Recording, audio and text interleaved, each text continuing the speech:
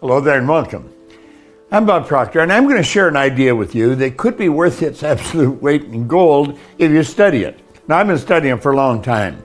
I learned it way back in 1961, and it has fascinated me ever since then. I want you to think of this for a moment.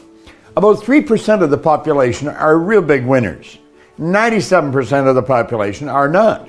Do you know that people are struggling all their life? You see it with their income. They struggle with trying to earn enough money.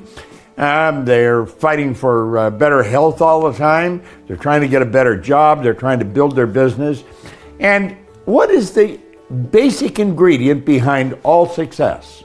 It's attitude. Attitude. Now think about that for a moment. What is attitude? Do you know, attitude is not a subject that's taught in very many places.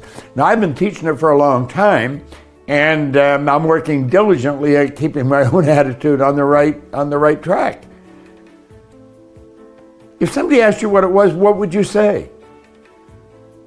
I'm going to tell you this is a powerful concept. And if you will take this video and watch it 1,000 times, burn the idea right into your mind, and then start paying attention to the people that you run into every day, and just ask yourself, what kind of an attitude have they got? Let me explain it this way. I'm going to share something with you that I've been using for a long, long time. I learned this many, many years ago from a very good friend, Dr. Harry Roeder, and his good associate, Leland Valvandeval. Both of these men were mentors of mine. And they pointed out that no one has ever seen the mind, but there was a doctor, Truman Fleet, in San Antonio, Texas, back in 1934. He said, you know, no one's ever seen the mind. Mind is movement. Mind's not a thing. A lot of people think of the brain as being the mind, but that's not true. He said, I'm going to draw a picture of the mind. And this is what he drew. He just drew a circle. And then he said, I want this to represent the body. Now, he said, we're going to divide the mind into two parts. We'll call this part the conscious mind and this part the subconscious mind. Now, he said, there's a great power flowing into our conscious mind. And this power is neither bad nor good. It's neither positive or negative. It just is. When that power flows in, it just is. We have the ability in our conscious mind to dictate how that power is going to flow. In other words, this is where we can think. And thinking is a function of the conscious mind. That's right. It's done with our reasoning factor, our inductive reasoning factor, if you want to get technical about it.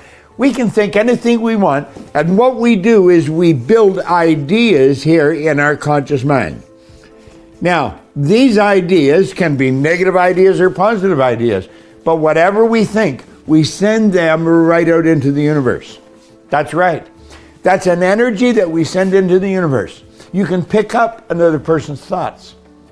They're transferred all over the universe. Thought waves are cosmic waves that penetrate all time and space. Now, this is also what we call our emotional mind. And when you impress an idea upon this part of our mind, that idea is going to control the vibration of this thing we call our body.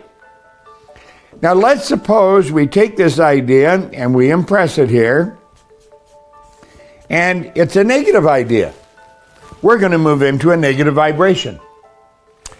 Let's suppose it's a positive idea. We're going to move into a positive vibration.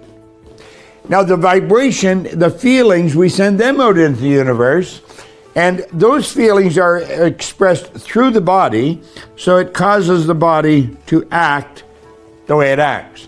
And it's our actions that produce our results. Now, attitude was best described by Earl Nightingale. He said it's our position or bearing as indicating thoughts, feelings, and actions. Thoughts, feelings, and actions. It's the composite of all three. Now, let's think of this for a moment. You can be thinking negative thoughts and send out positive feelings. You could consciously think of negative things, and yet you're not emotionally involved in them. And you could be emotionally involved with something very pleasant. So you could send out a negative thought, positive vibration. That would cause the body to act in a very positive way. But let's suppose you get emotionally involved in the negative idea. then you're going to send out negative actions and negative vibrations. So you see, your attitude is your position or bearing is indicating thoughts, feelings, and actions. Now, you know, we have the ability to look for good in everything.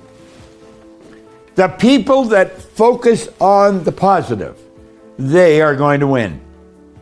The ones that are looking at what's wrong all the time, they are going to lose.